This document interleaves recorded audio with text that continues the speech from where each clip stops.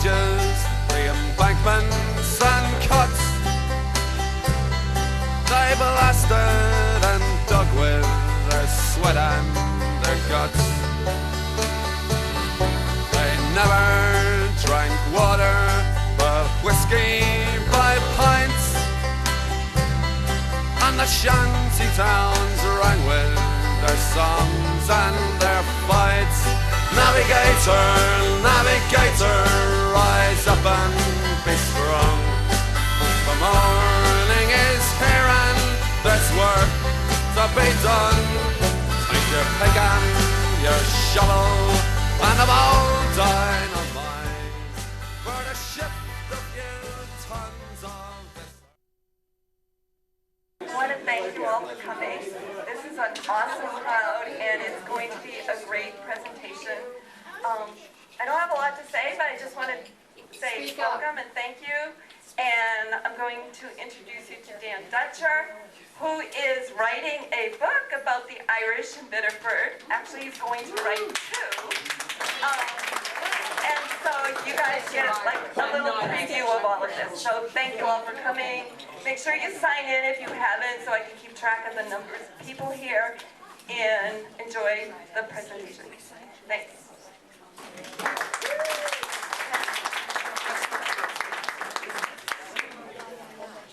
Thank you, Diane. Told a little more volume? Yes. Yes. Yes. Yeah, please. But it goes like right on the edge. Is that better? Reach the mic. We'll let you know. I know Better? someone who can help with that. All right. Can everyone hear me? Yes. Yes. Much better. You may be sorry to make the that question is yes. Good evening. I really appreciate. I am overwhelmed by the turnout, but delighted. So welcome. Thanks for coming. There are a lot of things you could have done with your time tonight that you knew were productive. Instead, you're here attending this session. So I'm really grateful. Thanks for that. Let's begin. What you're going to hear tonight is the result of a personal journey. Although I spent most of my professional career not in Biddeford, but in Kansas City and then Indianapolis, Biddeford's really, it's always been home. I think it always will be. My mom's family first came here from Ireland back in 1888, 1889. They came in a couple different waves. Ultimately, then I'm one of the successive generations. I think it's third to attend St. Mary's School, fourth to work in the mills, and fifth generation to actually worship at the former St. Mary's Church. Because my grandfather was born in Ireland, he was 8 months old when he came over in that boat in 1889, I learned about 2019, pre-COVID, I learned that, hey, that's a golden ticket. It's an opportunity to get an Irish passport. So I started to do some of the legwork that you needed to get the passport together. By the way, Ireland makes things fairly easy, easier than Canada does. So I started to accumulate the paperwork for that. And after I submitted my application, well, as I was pulling that together, I quickly found that there were stories, that there was information, that there was a history there that I had no idea existed. And some of it was really surprising, and some of it was almost breathtaking. And it's stuff that I hadn't really anticipated. So, let me wake my mouse up here.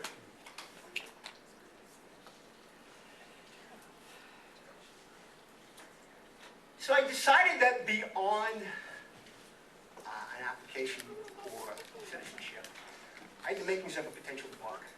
And the more I delved, the deeper I dug, the more I was convinced that there was something there. Ultimately, I decided not on history, because I'm not an historian, but something more like an historical fiction. But what I'm really trying to do in at least 2 books I plan, actually 3, is to sort of focus on real people, but tie them together. And when there is gray area among those people, you kind of squint a little bit and kind of fill in the gaps. I'm calling it historical impressionism because I'm a fan of that style of art. But that's sort of where I'm coming from on this project. What I'd like to do for you tonight is just share some of the greatest hits of what I found. We're going to try to keep it shorter and sweeter than it could be, but hopefully you'll enjoy this. And by the way, obviously, yes, that's my Irish passport. There's a thing in Ireland called the Shanachie.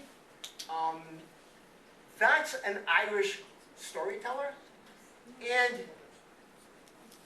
that kind of person still exists. You see a picture of a guy up here who seems to be doing a reasonable impression of that at a bar. Imagine that. But the people you'll meet tonight, I think by and large, were ordinary people. They have compelling stories. But, you know, they were mill workers, they were machinists, they were veterans, they were merchants, they were clergy.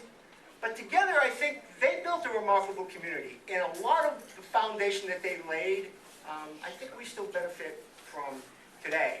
What you won't hear tonight are a lot of dates and historical facts. You'll probably get some of that, but not a lot. But rather, if you would, join me tonight as a storyteller. Join me tonight on a journey that's more of a story than an historical presentation. And this journey I will present to you in 8 acts. Act 1. This is probably mostly familiar to the folks in this room, but the question really is, so why Biddeford? Why did this story take place in Biddeford? There's a lovely print up there that I found online of the York Mills in Saco before the major industrial development took place on the Biddeford side. So the Irish didn't come here by accident. As you all know, the basis of Biddeford, it's really focused on the Saco River and the water power that's generated by the falls. You know, first there were lumber mills here, then there were metal factories here, and ultimately textile mills. In my research, I've concluded that really, when things really started to take off was when the Portland, Saco, and Portsmouth Railroad finished its link through Biddeford. That was in 1842. That was a real game changer for this community. There were mills here before then, owned by the Boston Associates, who owned the mills all over New England. But when the railroad came through, all of a sudden, rather than having to ship stuff down the Saco River, which is not a great harbor, and by the way, it's frozen a big chunk of the year, you can start running stuff through rail. And that is really when the Associates sent Batchelder up here to start surveying the area, and they started building the mills in earnest on the Biddeford side, first the Laconia mills, and then the Pepperell mills. Obviously, they needed labor to do that, and you've all heard of the famous mill girls. They weren't Irish, but they provided a heck of a labor force, but they couldn't do it alone. The mills needed more workers. And a lot of the workers started first at the mills. Irish immigrant workers started at the mills in the Boston area, the complex in Lowell, in Lawrence, and they actually recruited workers from there to come to Biddeford. The picture that I have up behind me is a favorite. Something I learned in this project is the idea of a navvy. Has anybody heard of a navvy before? All right, so railroad construction is nasty, complicated. Back in those days especially, it was a dirty business. Pick, axe, shovel, and dynamite. The folks who built most of the railroad network in Britain and then came and built most of the railroad network on the eastern part of the United States were Irish immigrants. They're called navigators. I'm not exactly sure why. But the short abbreviation is navvies. So you hear a lot in your research about the Irish navvies. There are a few famous Irish songs that talk about the navvies. One of my favorites is called Navigated by the band The Pogues. If we have time tonight after we're done, I'll share some lyrics with you. So the folks that arrived here, please think of them first and foremost as more than just mill hands. These are the folks that escaped in some form or fashion and Notre, the Great Hunger in Ireland. The Irish famine, when Ireland started, had 8 million people. By the time it was done, 1 million people had died, 2 million other people had just left. Devastated the island, took a long time to recover. You can look at the Irish immigrants that arrived here really as refugees. They were desperate to get out of Ireland. They were desperate for the things that I think we all want in life, right? We want a place to work. We want a place to live. We want a place to worship. Those were the reasons why those folks really came here. For the Irish that arrived, returning to Ireland was really unthinkable. It wasn't practical, for one thing. And I think psychologically, it was just unthinkable. That's an important distinction, I think, from the French immigrants who came later, because a lot of the French immigrants came and went back. That wasn't something that the Irish did or were able to do. The view up here that you see is part of the monument to the Great Hunger. That's in Dublin.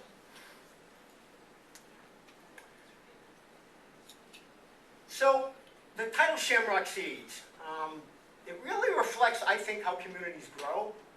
The first generation plants, the second generation nurtures.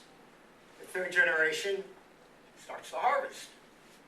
The people that we'll meet tonight, they really did far more, right, than build the church you see behind you, which we'll talk about in a minute. They really helped set the foundation for modern Biddeford. But their story really does begin, in a practical sense, I believe, with the founding of the parish. I will also share with you, once upon a time, my working title for book one was Troubles in the Isles, because you'll hear about a lot of troubles from an Irish standpoint over the course of the discussion. So Act 2, the founding of St. Mary's, 1853 to 1860. What you see behind you is the original St. Mary's Church. It's located where the current, more modern version sits empty today on St. Mary's Street. Construction began in 1856. It was dedicated in 1858. The creation of the Diocese of Portland is really where St. Mary's came from. That was approved in 1853. Before that, this whole area had been administered by the Diocese in Boston. So the creation of the Diocese of Portland, which also included New Hampshire at the time, obviously doesn't anymore. That marked a real turning point for Maine Catholics. They no longer had to be led by Boston, but from a more local area. The first bishop to be appointed was this guy, David W. Bacon. He was a native of Brooklyn, but born to Irish parents. He immediately recognized the rapid growth of Biddeford and Biddeford's Irish community. There had actually been a church planned. There had been about 4 or 5 churches planned, Catholic churches planned for Maine, going back to the late 1820s by a guy named Bishop Fenwick. One of those was actually located not in Biddeford, but in Saco, right where the Civil War monument is now in that area. But that was never built because the main factory they had, where, again, on the Saco side, burned in a big fire in 1830, and the project just kind of languished until then. But as the mills grew, I'm confident in saying they recognized that the Boston Associates, certainly, that if they wanted Irish workers to come to Biddeford to work the Biddeford mills, they needed to create a parish here, and that's what they did. When the land was given to create, what was deeded to create the parish, that came from Saco Water Power Company, the Boston Associates. The other point I wanted to make about Bishop Bacon, interesting guy. As expected of a good young Catholic priest, when he was assigned to Portland, he brought his widow mother Elizabeth and his sister Jane to Portland with him. So, the founders of St. Mary's Parish, we actually have a list of at least some, I'm not sure how comprehensive it is, but at least some of the folks who came to the original meeting to create the church. That was in the summer of 1854. Biddeford at the time was a mission of St. Dominic's Parish, and then it was transferred responsibility to St. Mary's Parish in Portsmouth. Father McCallion, who was in charge of St. Mary's Parish in Portsmouth, was the guy that convened the meeting. And you see a list of the folks who actually attended the meeting in front of you. And you can see in the column, all those guys are from Ireland, one way or another. I've been able to track the actual county origin for everyone, but most of them. And again, most were mill workers, at least at first. They were all famine immigrants. And these are the folks that organized the committees. They raised the subscriptions. They purchased the pews. They literally built the church. John Buckley, for example, he's on the list. You'll hear more about him in a bit. He chaired the building funding committee. Many of the names that appear on this list, you hear about them throughout tonight's story. And I would also note, unfortunately, they were all Irish, which is good. Unfortunately, one problem with the list is they're all men. So I found very scant evidence of historically significant Irish women at the time. I think it's maybe a function of the classic his story and the historians who focused on the men more so than the women at the time. But we will hear about at least one, I'll note at least one later. So again, there's the first church. It was designed by Patrick Keeley and dedicated in 1858. Keeley's a really interesting guy. He was, no question in my mind, he was America's leading Catholic church architect in the second half of the 19th century. He designed hundreds of churches across America. His first main project still stands, and that's beautiful St. John's in Bangor. Folks familiar with that? It's lovely. He also designed the former St. Joseph's Church in Lewiston, which, hey, is being converted to a brew pub, so all that. Keeley's selection by Bishop Bacon, I think, that's a real statement. He viewed St. Mary's as important. And I believe it was also a trial for Keeley to see if Keeley deserved to get the commission for the cathedral in Portland, which had not yet been built. And guess what? Yeah, he got the commission. This place in Biddeford, it really became much more than a place of worship, as I think you'll see in a bit. It became really a place for religion and social and cultural life. Promise and tragedy. So again, remember I talked about, hey, I thought about calling these troubles in the Isles because there's a lot of troubles. You know, and the classic phrase of, hey, sorry for your troubles, there's a lot of troubles going on at St. Mary's. So the joy of founding the parish in completing the church was really tempered. The first two resident priests in the parish died unexpectedly.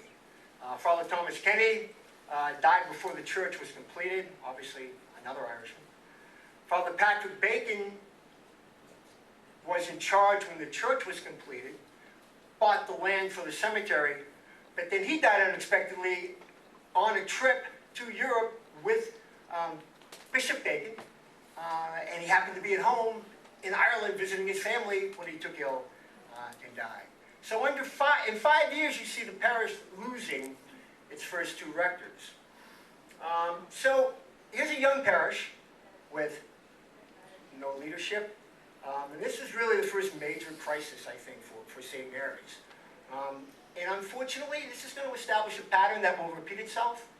We have priests in office who pass away, and I would just maybe take it aside and say, all the families you're going to hear about today, almost without exception, they all live that scenario with family members, spouses, children that passed. It was a hard time to be alive. And tragedy visited, I think, all of these families, but certainly it visited the rectory. So the photo here was Kelly Boynton. Thanks to Kelly for helping track this down. This is the monument to Father Kenny at St. Mary's Cemetery. Originally, he was buried in the crypt at the cathedral, even though the cathedral wasn't built yet, the crypt was. And then after the cemetery was created, his body was removed. He was a favorite of Bishop Bacon. In fact, he was the first priest that Bacon ordained as a bishop in Maine. So the next act, war and sacrifice. You're looking at a picture of the interior of Harvard General Hospital in Washington, D.C. during the Civil War, and we'll end up at Harvard General Hospital, unfortunately, in a few seconds. So we're really kind of talking about now a parish, a city, a state and nation at war. The first image you're seeing here is a guy named Father Eugene Vetramil. And again, a really interesting guy. He was born in Italy to a pretty wealthy family. He was a Jesuit trained at Georgetown. He was an Abenaki scholar to the nth degree. He loved spending his time with the Native American missions. He wrote countless books. He wrote a Bible translation. He wrote an Abenaki dictionary. I think he helped really to define the sort of European understanding of what the Abenaki culture was really about. As the war began, the parish turned its attention to, obviously, to the war. It's interesting in research, Irish were not uniformly in favor of abolition. There was really a split within the community. I found some articles. Has anybody ever heard of Nebraska Biddeford? So there was a split among the Biddeford community, and I think this included the Irish. If you were Arkansan, you were in favor of abolition. If you were a Nebraskan, you were among the folks who opposed abolition. There was a section. It gets so testy in Biddeford that there were sections of Biddeford that said, "We're Nebraska, we're Kansas." And I think those of you who grew up in the Prospect Hill, Upper Hill Street area, congratulations, you're Nebraskans. Once the war broke out, though, the Irish all circled wagons. They joined arms, and they became very strongly pro-Union. This slide, I think, is my entryway to a story that still really affects me.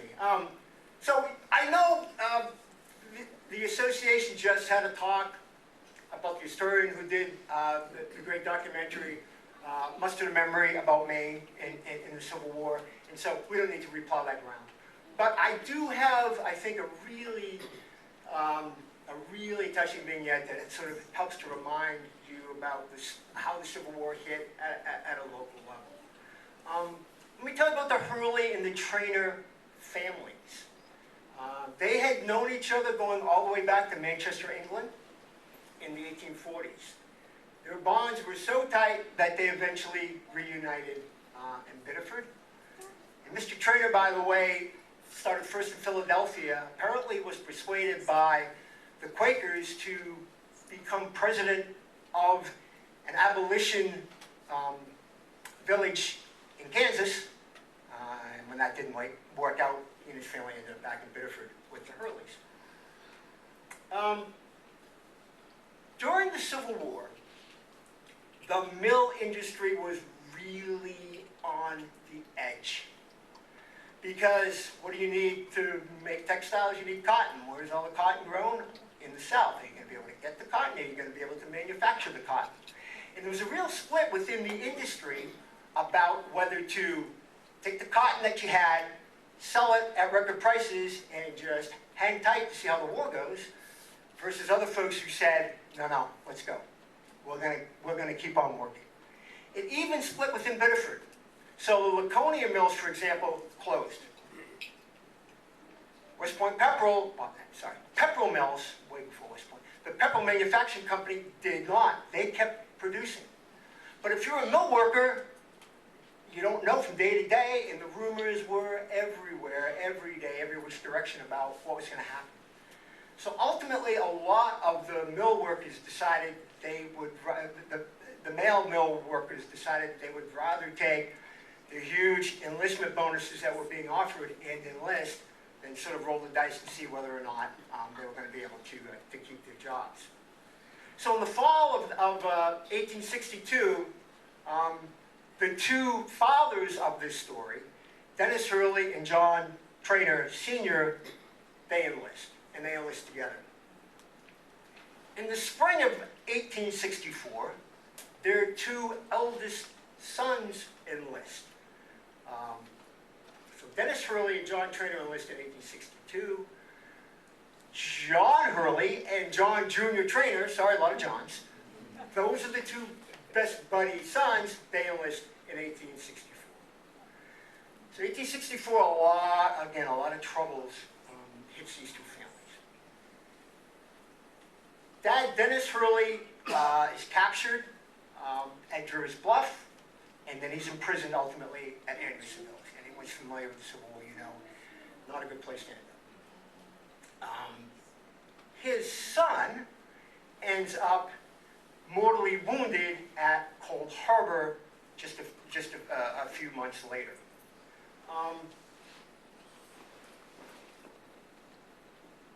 At the same time that John Hurley is wounded, his best buddy, John Traynor Jr., is with the artillery unit just a couple places down the Union line. The generals somehow, the folks in charge somehow hear about this, give John Traynor Jr. the opportunity to accompany his best buddy, John Hurley, who was wounded, to Carver Hospital. He sits by his side until he dies, and then he accompanies the body back to St. Mary's for burial. Incredible story. So, I mean, I think hopefully what you can just tell by that story is, you know, it's, and there's the marker that you can see at St. Mary's Cemetery, where John Hurley, the son, is buried, and noting that Dennis Hurley is actually, his remains rest at Andersonville. Gives you an idea of how the war hit on a personal level to a couple of Irish families in Biddeford. But you know, through all of that, a community kept emerging. The Civil War paused, but it really didn't destroy the growth of St. Mary's. Irish traditions increasingly became community traditions. It's hard to make out, I know, but what you see in the slide is a clip from the early April 1859 edition of the Boston Pilot. The Boston Pilot was the equivalent of the USA Today in its heyday for the Irish community throughout North America. Came out once a week. It reported on what was going on at Irish enclaves all over the US and Canada, including Biddeford, on a regular basis. You could read about what's going on in Biddeford, then you could read about what's going on in Boston, Philadelphia, you name it.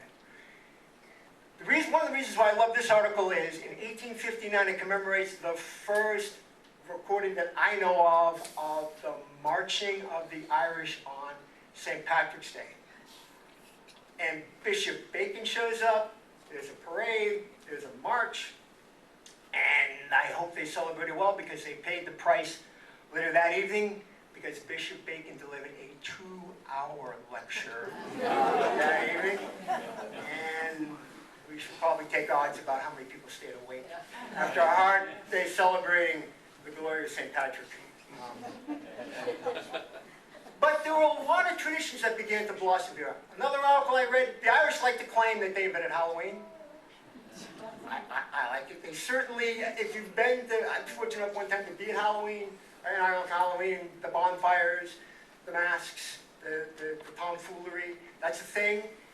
And they like to claim that they invented that or brought that to Maine. And there are articles about the Irish bonfires on Halloween in Biddeford.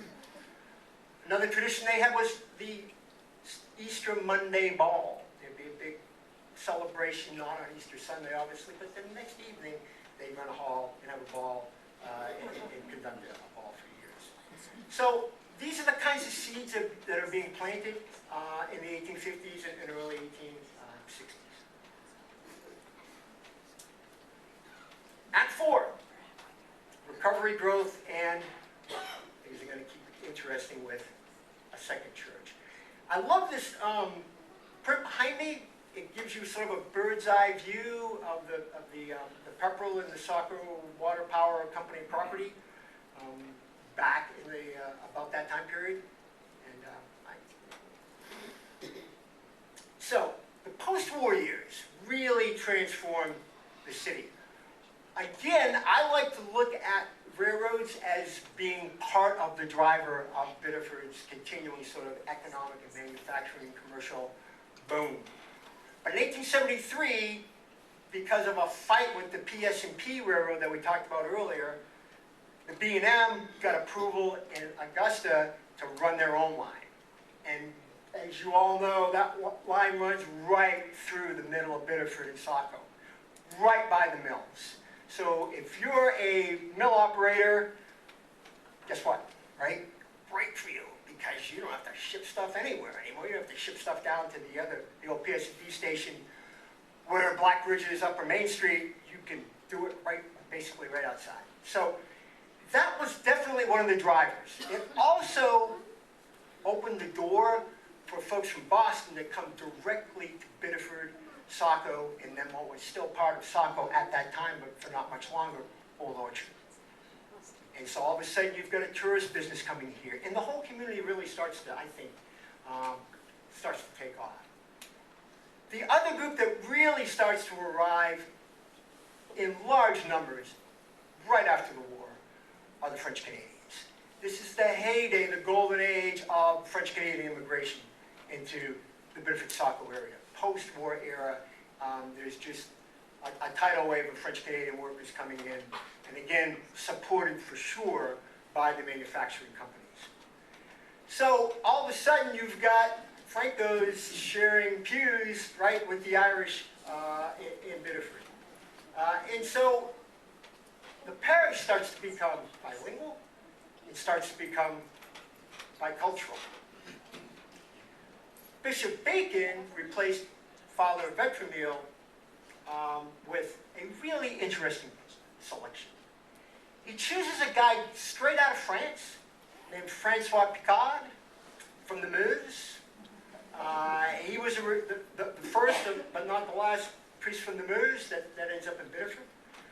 He apparently feels like if I have a French priest, that will appease the Franco parishioners in St. Mary's, and the Irish, they'll figure it out. They'll get along, because they're still arguably in a lot of the positions of power. And instead of pleasing both groups, it pleased neither group. Surprise, surprise, right? At that point, the French wanted their own church. Lowell had just gotten their own church through the Diocese of Boston back in 1868, and so the Francos here are like, okay, we're next.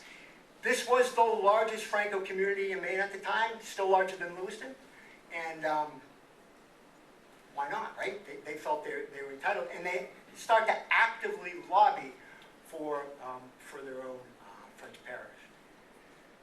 Bacon recognized the eventual solution was going to have to come to that, but for whatever reason, he wasn't quite ready to pull the trigger. Where he did pull the trigger was with Father Picard. He did not last a year. He came and he went. And so, as we talked about before, when the rowing gets tough, the bishop sends one of his guys to come in and try to calm the waters. This isn't him.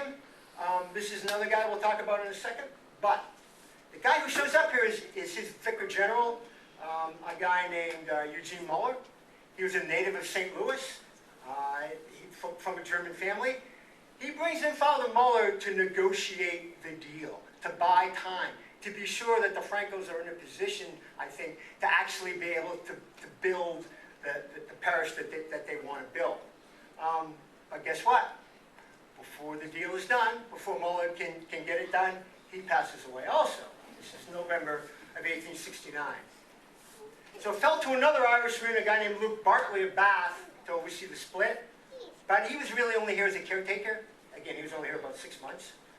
Finally, Bishop Bacon appoints Father John Brady, whose picture you see here.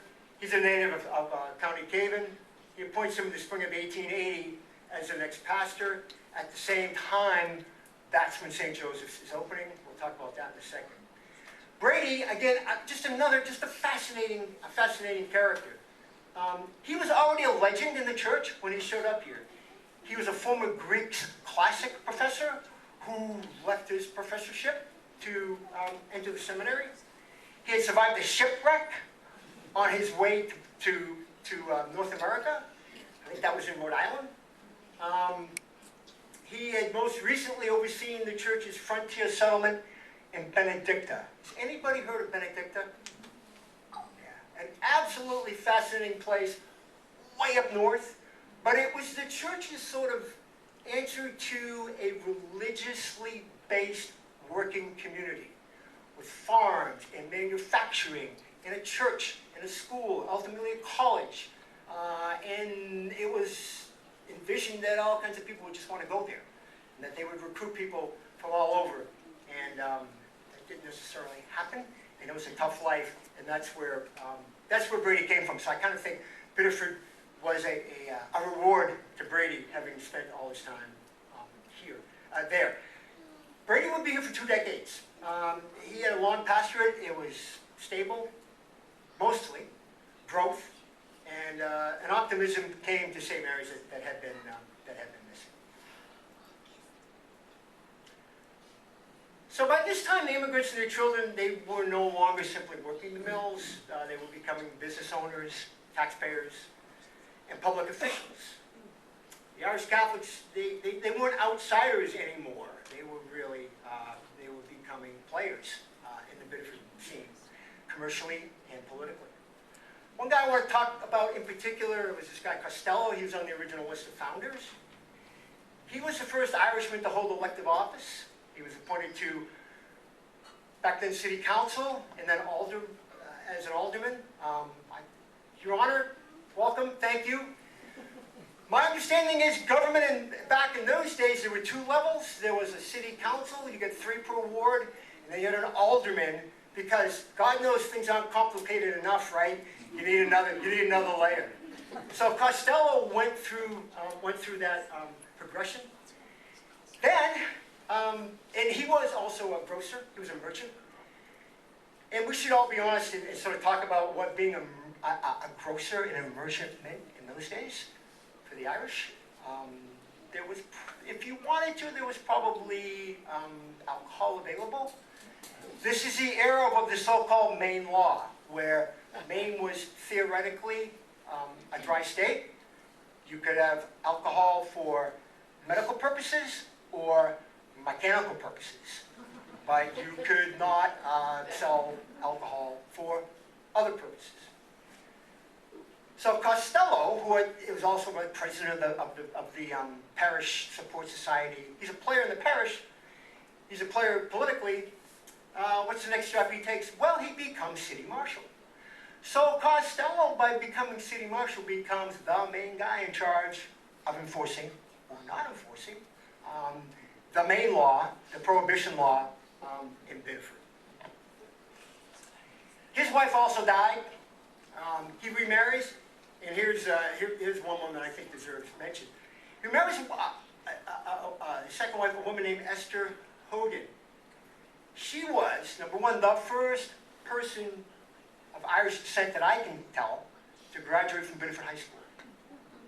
So a woman graduating from Biddeford High School in those days and happened to be Irish. I think an even bigger accomplishment, she was the first Catholic to be permitted to teach in Biddeford's public school system. Which, as you know, in those days, there was a lot of issues, and so good for her. I think that's a real testament to her, and she's probably a heck of a teacher. This is the Costello family gravesite at St. Mary's Cemetery. One other guy I want to mention, James McMullen. Now, McMullen was an Irish Catholic. He was Irish. His family came from, as they like to say in the island, the Notre. So he was from Northern Ireland. I think he was from the Belfast area. His parents settled in Salem, Mass, which happens to be where my dad's from, who is from a different strain of Salem Irish. But he was elected Biddeford's mayor in 1872. So was he Irish Catholic? No, but he was Irish, and a lot of St. Mary's supported him. And there's a note in one article about how they celebrated McMullen's election. But he wasn't just any ordinary Irish guy. He was the agent for the Saco Water Power Company. And, you know, the agent was sort of that guy in charge. So the Pepperell Manufacturing Company had an agent. Ultimately, that was MacArthur, who this library is named after, right? Laconia Mills had an agent. The York Mills had an agent. McMullen was the Saco Water Power Company's agent. So, a big deal. All right. Are we ready, ladies and gentlemen, to go to the Vatican? Here's a great picture of the Vatican complex from the 1870s. I hope you packed your bags because that's where Act 5, believe it or not, is going to end up. The picture you have behind you is the priest who was given the initial charge of Église Saint-Joseph. This is Father Ponsard. He's also, I keep saying this, right? He's also a really interesting guy. Another guy from the Meuse, son of prosperous, not super wealthy parents, but son, like his dad, was mayor. And he was from a larger family. They had a lot of land holdings, a lot of farm holdings. So he didn't come from poverty. He came, I think, from a nice middle class background, but got the calling first in France and was in charge of a couple of parishes in France and built a new church at a parish in France. Came to the U.S. Was actually an assistant pastor in Nashua before he was asked to take over by Bishop Bacon for the new Catholic Church here in Biddeford. So Biddeford was building rapidly. That's kind of how the negotiations were resolved. The first Catholic church, the first St. Joseph's Church, was not the current building. It was a former Methodist church at the corner of Alfred and Bacon Street. It's where the police station sits now. If you're old enough, if you're as old as I am, that was what? The Central Theater. So now it's the police station. That was the site of the first Catholic church. It was a former Methodist church that the Methodists had given up because they moved to another church and sold it to the new French community. It was a practical solution, but given the kind of folks that were arriving, it just didn't last long. By 1872, Father Ponsard was already beating the drum for a new church, and by 1873, it was approved by Bishop Bacon. On October.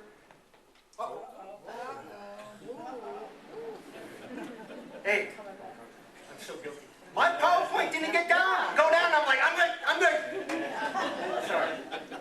My PowerPoint's not the issue. October 5th, 1873, I'm sorry. There's a real elaborate groundbreaking ceremony at the current site of St. Joseph's Church. It really reflected the optimism and the confidence of the congregation. Father Ponsard presents Bishop Bacon with a lovely, elaborate, jeweled staff that he had gotten for the bishop in Paris. Seems like a cagey political. So his vision, though, was inspiring. Having said that, I don't think anyone present that day could have imagined that the ambitious project would become one of the most significant legal and financial challenges, controversies in the history of the Portland diocese. So from construction to the courtroom. So for almost 2 years later, in the fall of 1875, construction and the financial challenges associated had reached the courts. So there was an initial trial in the fall of 1875. It was in front of Judge Appleton, who was the chief judge of the Maine Supreme Court. He ruled in January of 1876 in favor of the contractors. The amount that was claimed was $24,000, which these days is about the equivalent of $750,000. So it's a fair chunk of change. So after the initial ruling, and this is one you can't make up, right after the initial ruling, 2 successive nasty winter storms hit and badly damaged the existing church structure, which had just more or less been sitting vacant for months because of the impasse over litigation. And it destroyed a lot of what was standing there. Father Ponsardin or his attorneys, brilliant in my mind, saying, look, it fell down in the storm. This just proves what we were saying. The construction was defective. Gotta love it. Gotta give him points for that. So they file an appeal. The appeal goes all the way that summer to the full Maine Supreme Court. The case is on file. You can look it up. Ultimately, the Maine Supreme Court ruled in favor of the contractors. What they basically did was upheld the decision of Judge Appleton, saying, look, he's the guy. We're not gonna overstep his ruling. Probably smart because he was chief judge anyway. So what it begun as a building project became, a real crisis. And at this point, then, that's resolved, yeah. But ultimately, the question remains: so who's going to pay for all this? Because we've racked up a lot of debt, and who's going to cut the big check? So, in the middle of 1875, right about the same time the litigation is about to be filed, this guy, this picture you see behind me, takes over as Bishop of Portland. That's James Augustus Healy. Again, another just remarkable guy. There are books written about Healy. I would highly encourage you to get one and read it. It's just not Healy, it's Healy and his family. There's a Healy Hall at Georgetown named after his brother, the administration building. It's an amazing family. He was born in Georgia to an Irish immigrant father who had run away from the British Army, and a mother who was a servant. So he was a man of mixed race. The Catholic Church now recognizes that Healy was the first African-American bishop in the history of the church. Obviously was not recognized that way at the time. He trained at College of Holy Cross. He was the valedictorian of the first graduating class at Holy Cross.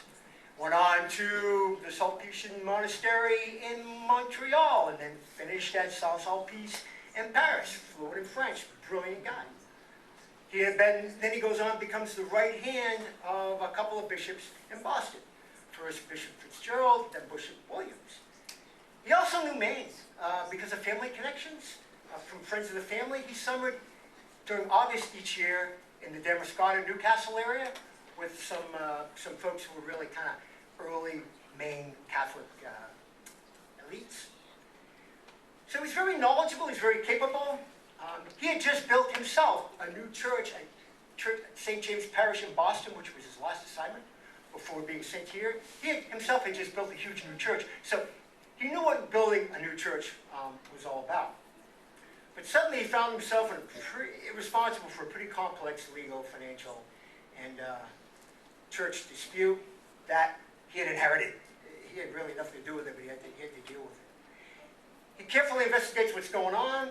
One of his findings that he was concerning was that Father Ponsardin had loaned some of the construction funds of his own money to the church for construction and had charged what he felt was an exorbitant interest rate. So he wasn't too fired up about that. Ultimately, he concluded there was a lot of mismanagement. Ponsardin didn't seem to want to be held accountable for it, so ultimately he felt like Ponsardin should be dismissed. Not so fast, Your Excellency. As he's preparing his case to Rome, Father Ponsardin contacts a guy named Monsignor Cardinal Filippo de Angelis. He prepares a pretty remarkable 228-page brief defending Ponsardin's position before the Vatican. De Angelis was a Vatican insider, a canon law specialist. He was the ultimate definition of lawyering up. So the case dragged on for more than 2 years. Healy even discussed it directly with Pope Leo XIII. So Pope Leo is talking Biddeford with Bishop Healy. Ultimately, Rome rules that the diocese created the mess. The diocese bears responsibility for cleaning it up. Bishop Bacon's dead, so, right, I think to some extent he ends up shouldering the blame because he's passed away. So rather than prolong the controversy, Healy accepted the decision. He has to go into a foreclosure sale and repurchase the St. Joseph property for another $13,000 after paying off all the debts that were left behind. Ouch. But he did preserve the parish. So this was the first major challenge that Healy had to face related to Biddeford. It would not be the last. And you can see here my bullet. Father Poseidon ends up resurfacing in Leadville, Colorado, leading a different parish of immigrant mine workers there. So kind of landed on his feet. I did find a record at some point. He had a mine in Colorado, so I think he ended up okay.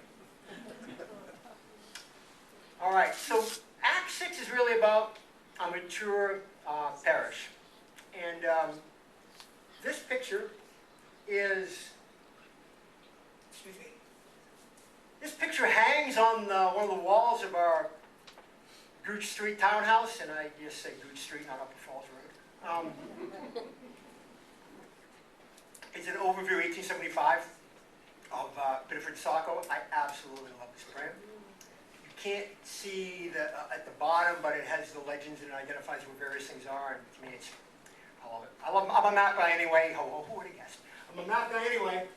But it's just terrific.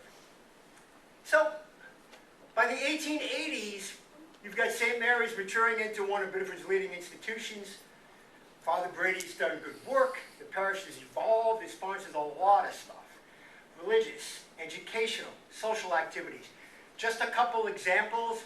There was an Emmett Society. Has anyone ever heard of the Emmets? There we go. So Emmett, that was a society really focused on Irish literature and culture. They built a library for the church, for example. They had regular outings. There were other Emmett societies that were fronts for raising money for Irish independence. I don't know if Biddeford's Emmets went there, but there are a lot of Emmett societies at Irish parishes everywhere. An Ancient Order of Hibernians chapter opened in the early 1870s. I am third generation Hibernian. My dad was a Hibernian. My grandfather was a Hibernian. That's their logo that's up here. It's kind of an Irish-American service organization. There was a Star of the Sea Society created. They were really focused on sobriety. So as much as folks like to talk about and associate the Irish with alcohol use, there was a real recognition from early on that that doesn't work for everyone. And Father Brady created and was a real strong sponsor of the Star of the Sea Society. So for example, there are articles talking about when the parades are being planned, he insists there's got to be a Star of the Sea presence in the parade. At the ball, there's got to be a Star of the Sea presence at the ball. Very much a supporter of that movement. St. Mary's annual picnic. There's a summer picnic every year. There's one at a place called Ward's Grove. Where are my Kennebunk people? Is that still a place in Kennebunk? Ward's Grove. 1,300 people attended picnic at Ward's Grove. So that really gives you an idea of the size and the vitality of the parish. A lot of folks. I mentioned to somebody earlier this evening we would see a picture of the counting house that's in City Square as opposed to the other counting house that's more toward Gooch Street. So there it is. The immigrant generation that planted the seeds, their children went out. They were business owners, skilled craftsmen, taxpayers, civic leaders. Men like John Buckley and Jeremiah Horrigan had helped build St. Mary's, expected to lead its future along with their children. That changing expectation that we've arrived We need a role. We should be calling the shots, or really actively involved in calling the shots.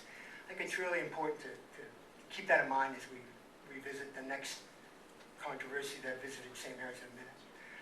But again, going back to the photo, I love this photo. It's from the 1890s. It shows a meeting of the board. This is the board of the Pepperell Manufacturing Corporation in front of the counting house.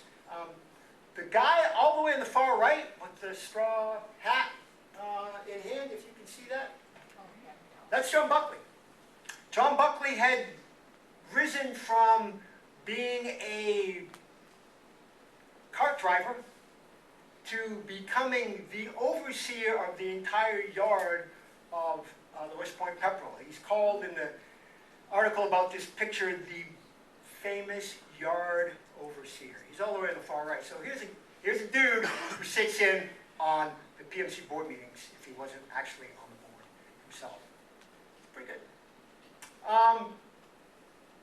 1888. So the parish had been growing, obviously, large, prosperous. I think they were justified in deciding they needed a new parish residence. They had been using a former farmhouse since Father Ventremille arrived, that they had purchased, and it was probably more than time that they have a modern rectory. That had been placed in charge of one of Brady's assistants, Father Francis Finn. He was only 27 years old. He directed much of the construction of the new rectory that was built in 1888. I'm going to ask, I know you can guess, what happened to Father Finn? Of course. Yeah, God rest his soul. No, so Father Finn passes away. The building was completed, but as with most parish projects, even today, if you're a parish member, right, what happens? How do you pay for it? We need the money. How are we going to pay for this? And that ended up being a controversy. That ended up brewing the next controversy. Meanwhile, there's another trouble for St. Mary's, and it's Father Brady. He's only 58, but it's clear from what you read and what you don't read, he's starting to age. I have no way of knowing, but I expect something like early onset, because he becomes less and less evident, and more things are delegated to his assistants. First to Father Flynn, and then Father Finn, and as you'll see in a second, to the next guy that enters the scene. Meanwhile, this is one of my pictures, how the rectory looks today. I still think it's a handsome building. Okay, so the stage is set for the next controversy. We've got summer of '88. It appears the parish is stronger than ever. It's matured.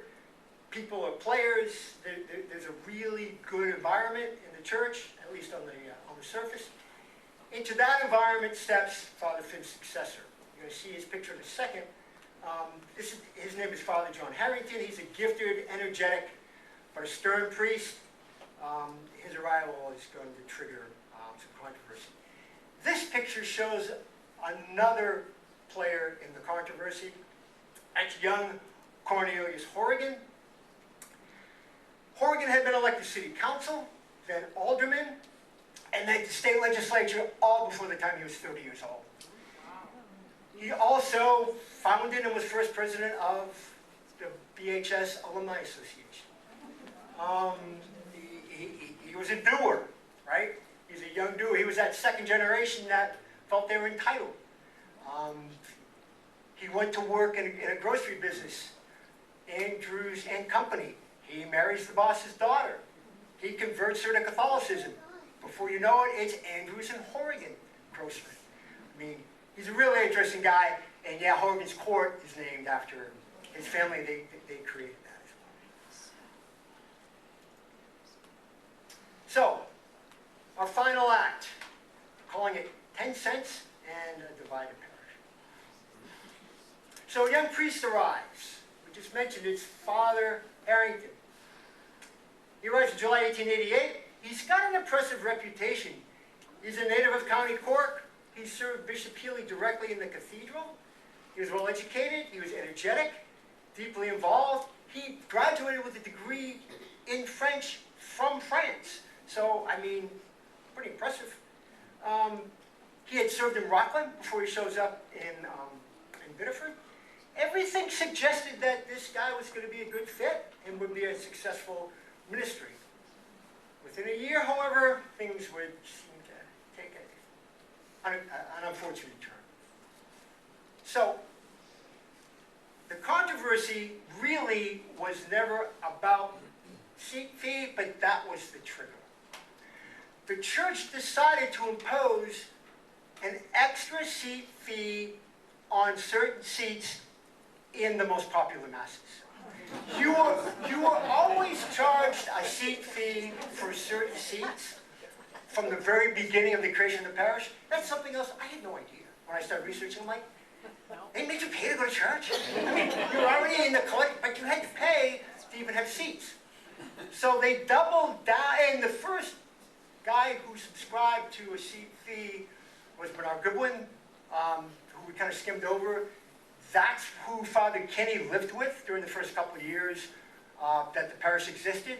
So, I mean, it was a thing. People understood it. They got it. But they apparently decided to double down on it and charge an additional fee for additional seats in certain masses. And, I don't know, man, people just, apparently it was too much. It really wasn't, I don't think, the fee so much as how it was enforced. The top article, which I know you can't read, but the headline from the Biddeford Daily Journal is, "Trouble at Church." So there's a guy named Daniel Shuckrow. He was a machinist for South Water Power Company. He lived in Hazel Street, so he's right next door to St. Mary's. Shows up at Mass, and apparently sits in a seat where somebody was keeping track. Two people, in fact, in the article, it talks about how people keep track of who can seat where. Shuckrow, one of the early church members, I'm sure he feels entitled to say what the heck he wants. But I don't think Father Harrington saw it that way. Shuckrow is literally ejected from his seat, and the article says and describes how Harrington takes Shuckrow by the collar and throws him downstairs. The next day, guess who's in court? Father Harrington and Daniel Shuckrow. But what is the ruling? The judge is persuaded that Harrington's just enforcing the rules that he says were established by the bishop. I don't think they were established by the bishop. Maybe they were established by Harrington in consultation with Father Brady. In any event, case dismissed. The other article, not more than a couple months later, not part of the program. So this is Easter Sunday service, which I think if you're a Christian, it's a big deal. It's one of the few times. I mean, yeah, it's sort of like, it's kind of basic to the religion anyway. So. And I'm not a theologian by all means. But a woman shows up at Easter Mass who's not a parishioner and sits in a seat. Oh, no. So sorry. In the middle of the Easter service, Harrington has her ejected. Now the Shuckrow piece, apparently, I don't know, it didn't seem to really push as many buttons as the Easter ejection does. But it really outraged a good portion of the parish. So those two lawsuits, I think they were symbolic of a much deeper disagreement between the parishioners who had become entitled and successful, and the clergy, but probably not so much Father Brady, but Father Harrington, who was sort of operating in his stead. So basically the parish divides. What had begun as a disagreement with parish administration became a public controversy. Both sides organized. Those who objected to the fees and to Harrington's administration called themselves the Men of St. Mary's. And yes, I'm sorry, ladies, it was the men. They signed a petition, 74 names. And a bunch of them are folks who are on the original founders list that we talked about a while back. Goodwin, Costello, Buckley, Horrigan. young Horrigan emerges as their leader. So he's basically a state rep, and he's leading the charge against. The pro-Harrington group was less prominent, but they were sizable, and they were no less fervent. That's our priest, and what he says goes, and who are you to second guess anything that he orders? I think it's probably fair to say both groups felt like they were doing what was in the best interest of St. Mary's and defending what needed to be defended. Increasingly, the dispute shifts from Biddeford to the bishop's desk in Portland. And both groups seemed sure that they were in the right and that Healy had their back. So you see a couple of headlines here. One, apologize for nothing. So say the disaffected men of St. Mary's Parish. No prospect of settlement or troubles. The rebellious members declare war and await excommunication. And then here's a list of who signed the ultimatum. And then the headline of the article underneath it, excommunication threatened the dissatisfied members of St. Mary's. Another letter from Bishop Healy read at yesterday's masses, how the threat is received by some of the parishioners to whom it was received. So this controversy raged for about 6 months. And this is the era where there's newspaper coverage every day, seemingly every day. Constant newspaper coverage of this. And you've got spokespeople who are anonymous. So you've got people just planting stories. You've got these supposed letters being read from the pulpit during Mass. Did they really come from the bishop? How do you know? Honestly, I don't know. But this controversy raged for months. Finally, I think the bishop found it out. Clearly, he had had enough. So by the summer of 1890, Bishop Healy implements what I like to call an elegant solution. The men of St. Mary's had demanded an investigation for Harrington. They constantly said, we have stuff on him that's way worse than the seat stuff, and we're going to share it with the bishop, but we're holding our power publicly about it. Okay, did they have something? I don't know. But the investigation was never held. There was no public declaration of winners or losers. Father Harrington ultimately was just, he took a summer transfer to Whitefield, and his supporters said, yeah, that's great, he's taking the summer off, he'll be back. Meanwhile, Bishop Healy's right-hand man, a guy named Father Lenahan, and that's his picture there, he sends Lenahan here to, again, clean up the mess. He's another County Cork native. So Harrington ends up departing for Whitefield. His supporters claim it was only temporary, but ultimately he never returns. Harrington did go on to real productive pastorate, especially in Orono, where he served until 1926 when he died. So I don't want people to come away from this thinking, geez, that guy, right? Because he did well, it just didn't work. It did not work out for him at St. Mary's. Over time, the controversies slowly subsided, and it just kind of simply faded into history. Until tonight. Until tonight. So, just if you need a scorecard, right? Ultimately, who won, right? So you can see the checks in the X's. Who got what? You know, the men of St. Mary's got some of what they wanted, didn't get everything they wanted. Harrington supporters, they have avoided public humiliation. That was about their only get. And then Bishop Healy, I think, very subtly, very effectively restores peace, and his authority basically is preserved. So I think looking back from this vantage point, there were no clear winners other than maybe His Excellency. That sets the stage, my friends, for book 2, which is still a gleam in my mind. I love this print because those of you who are familiar with St. Mary's will understand quickly what it used to look like. There's something missing in that photo, right? The convent, right? The convent. So that makes it really easy to date this print because the church was, the school was built 1892, 1893.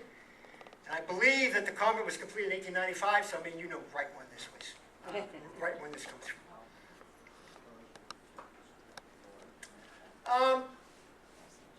As we wrap it up here, I'm calling it the final act. You know, ultimately, I think the story of St. Mary's is really not about controversy. It's really about perseverance.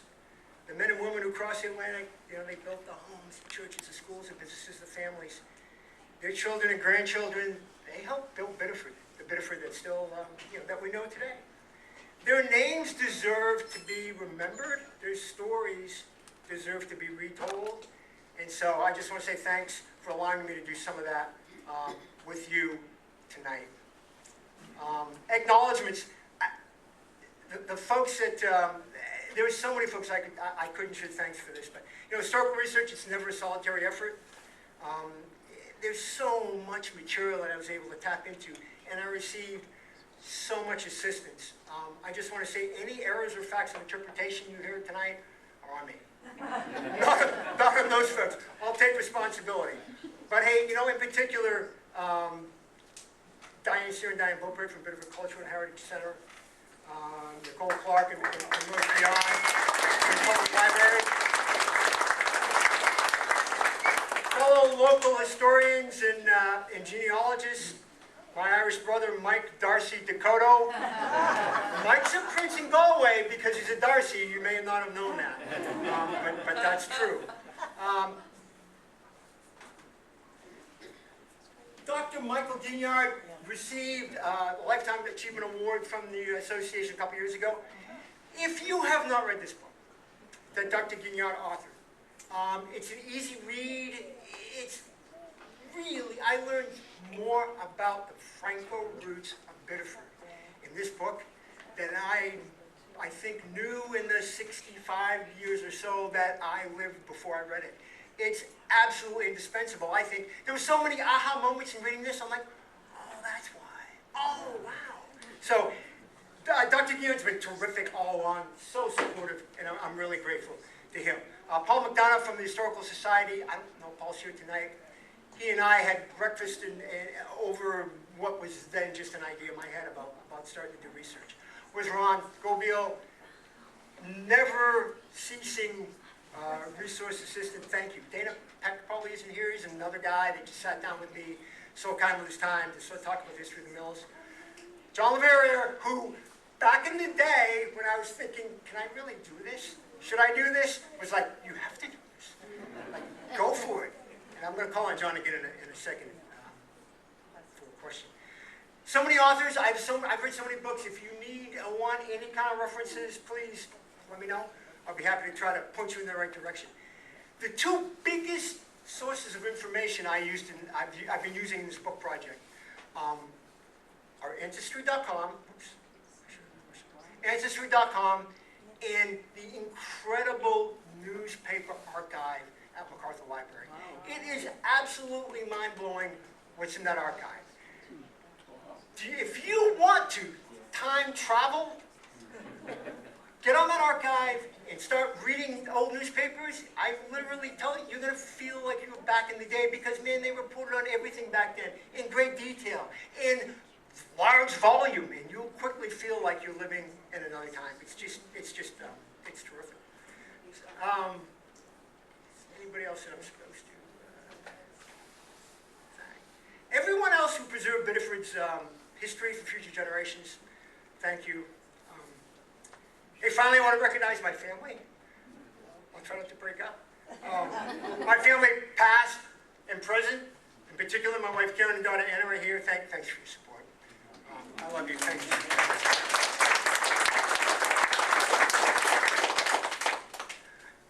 Oh yes, this is the final slide. To your relief. So, there's my email address. Look for the Biddeford Chronicles, Book 1, Shamrock Seeds, hopefully coming soon. about 2/3 of the way done with the writing, but the stuff that you saw, so the last part of this presentation, hey, guess what? It's not organized. It should be easy to write, right? I'd like to later on continue the conversation of Biddeford Brewing Company. We would go to the Dunbar, but it's Tuesday. The Dunbar is closed, which I've learned to my detriment. So I'm going to take a deep breath, drink of water. I want to ask John to share because he kindly said that he would be willing to do so. Sure. I would be so grateful. We have time. It'd be great if they kicked us out of here, right? Said, get out. Yeah. There's such a great crowd here. I would love to hear your questions and your Irish stories. And I want to start with you, John. Sure. Oh, and by the way, I meant to mention, we are being taped. So you're not on camera, and if you do come up here and make a comment or question, or I would probably take the microphone over to you if I can, but if you're not comfortable with the video aspect or the audio aspect of that, then please don't. Yeah, if you, yeah, cool, thanks, John. Thanks, Dan. John Leverrier, but my mom was Joan Carney, so that's my other half. My brother Jim is here. Our great-grandfather was Patrick Carney. He came from Cork in like 1883, we believe. 1883, 84. He was 18 years old, and very familiar story. He came over with nothing. Came into Boston, came up to Biddeford, got a job, saved enough money to pay passage for others to come, including his future wife, Mary Murphy. And they were married at St. Mary's in 1885. And he had 4 children, including my grandfather, Francis Carney, and 3 sisters. One of his sisters was Emma Carney. And anybody who knew Emma, my dad's nodding his head, Emma was a spitfire. And she never married, and she was never wrong, and she knew just about everything and everyone in Biddeford Saco.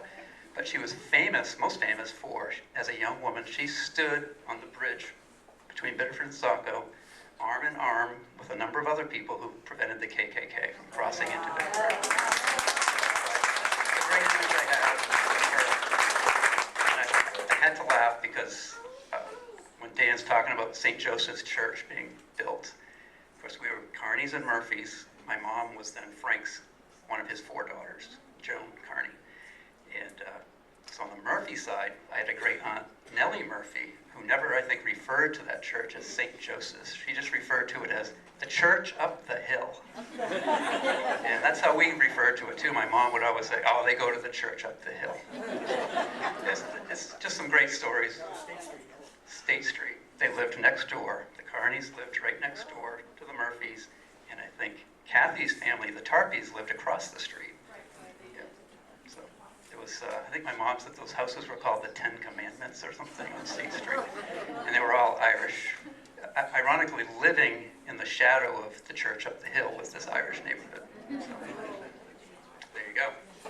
Thank you, John.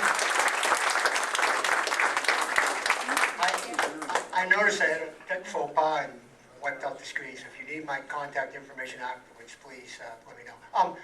That's terrific. Thank you. I know other folks in here have questions or stories like that. I'd love to hear it. Yes, please. You had a slide of the Troll Hospital. I did not have a slide of the Troll. Oh. Of the Troll Hospital? I did not. Oh, Weber. Oh, that was at the very beginning. Oh, I'm sorry. Forgive me. The slide deck before my slide deck does include various scenes, and apparently it did. Yes, I'm sorry. Oh, I thought it might have an Irish connection. I don't think it did necessarily. I know Cornelius Horrigan was one of the early board members for both the Troll and the Weber. So I know he was very supportive of the hospitals, but I don't think it had a direct Irish connection, although my research shows me I had lots of ancestors who were born at Troll, and that's actually where my grandmother died. Yeah, so we had a lot of connections family-wise. Yes, ma'am. Robin. Several times you mentioned about bacon. You know, the Monsignor bacon. There were two Bacons, regrettably, which gets confusing. There was Bishop Bacon and Father Bacon. Father Bacon. My question is, when did St. Andres come into this whole thing? Because it's Yeah. on Bacon Street. Yeah. So, it's a great question for those of you who didn't hear it. When did St. Andres sort of start to get ginned up? In the 1890s, the French population was such that they started to campaign for an additional parish. Bishop Healy at the time basically delayed it as long as possible. I think he was worried about finances. I mean, he was just being a bishop, right? No, they didn't get it done right away. My understanding is, though, it was completed around 1900, and Bishop Healy's last trip was to Quebec. He had two sisters who were nuns in Quebec. He came back from Quebec and said, you know what, rather than go directly to Portland, I need to stop off in Biddeford to see what's going on in St. Andres and see how that's progressing. Died the next day. So his last, so again, like the curse of Biddeford, right? It wasn't St. Mary's he visited, but it was close enough or not. Thank you. So that, yeah, it was 1900. 1900. Yes, ma'am. I just want to say thank you for the talk. I grew up here in Biddeford and I've known this woman next to me since 7th grade, and her family was Franco-American, and my family was Irish, English. My mother was from Portland, and she was a Foley, and she moved to Biddeford. And I grew up going to her house all the time, wishing I was Franco-American because I thought, I don't belong here. So I just want to thank you. It was very informative. Thank you. Thank you. One of the interesting things I think with book 2, when I start writing that, and that's going to go roughly 1890 to about 1910. I think that's about at the end of the era, 1910ish or so, is when the families start to commingle. Like, my Irish grandfather married a French-Canadian woman. They met in the mills, and so I had an Irish grandfather and a Franco grandmother. And I don't think that was uncommon. So I think toward the beginning part of the 20th century is when the commingling started happening. So, but great point. Thanks for that comment. I appreciate it. Yes? Well, there's so many good stories, but... By the way, this is my wife, everyone, so I pay extra attention to this question. Yes, ma'am. Let's talk about the relationship then with St. Margaret's, because I think that's fascinating. Well, no, so you're jumping into book 2. So, but this is what a good agent does. She whets the appetite, right, for the next book. So, we talked a little bit earlier about the explosive growth down in Old Orchard that was driven by the railroad. So another thing I discovered in doing my research, I'll put it this way. Before the Cape was the Cape, Old Orchard Beach was the Cape. Where did JFK's parents meet? Yes. On the beaches of Old Orchard, exactly. Yeah. Yeah, the moneyed, elite Boston Irish, they hung out at Old Orchard.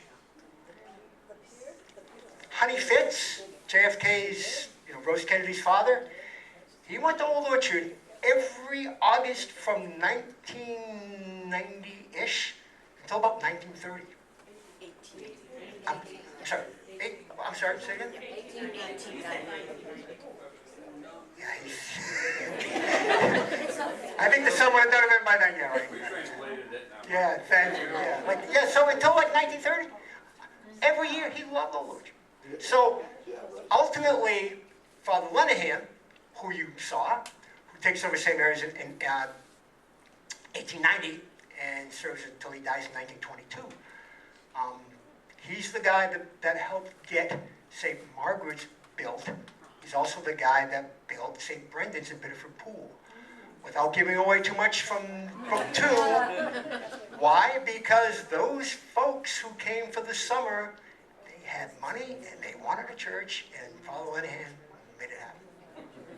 Great question, thank you, boss. Other questions? comments? We're gonna have a few on our seats tonight. Yeah, yes, ma'am. Have you ever come across any information about the disagreement between Irish school teachers in Biddeford and Mayor Lozier? That's beyond the scope of my time frame. Right, yeah, but I just wondered if you had any information about it. I don't. So the question was, you know, the information about Papa Lozier and Irish teachers butting heads. I have not come across that. Yeah.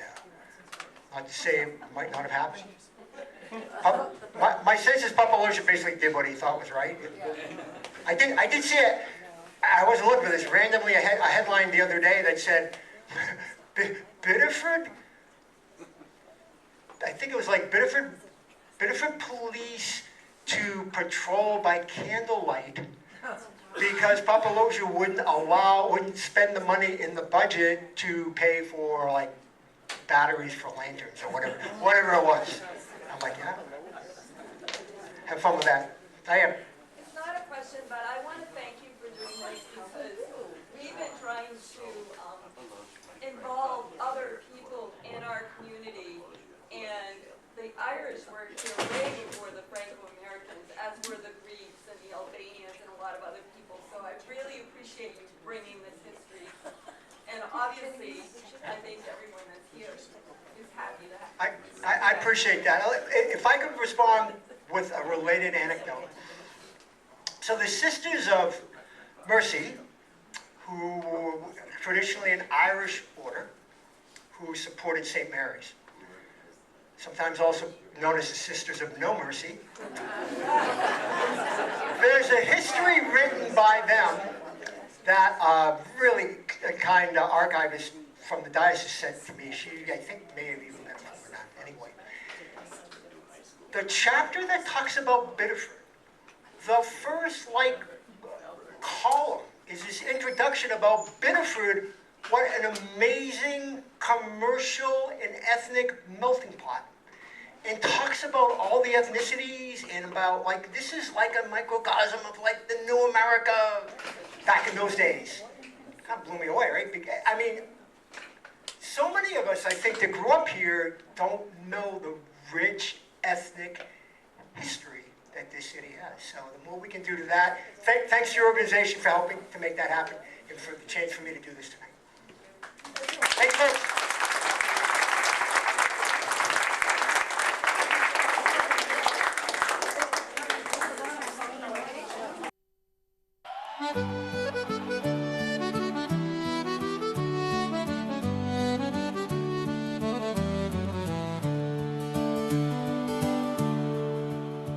There's a lane by the river where the old willow sighs, and the echoes of laughter still drift through my mind. Barefoot in summer, through fields we would run, chasing dreams in the shadows when I was young. There was turf on the fire and the kettle would sing, and me mother's soft voice made the whole house a hymn. My father would tell stories till the daylight was gone, of heroes and heartache when I was young.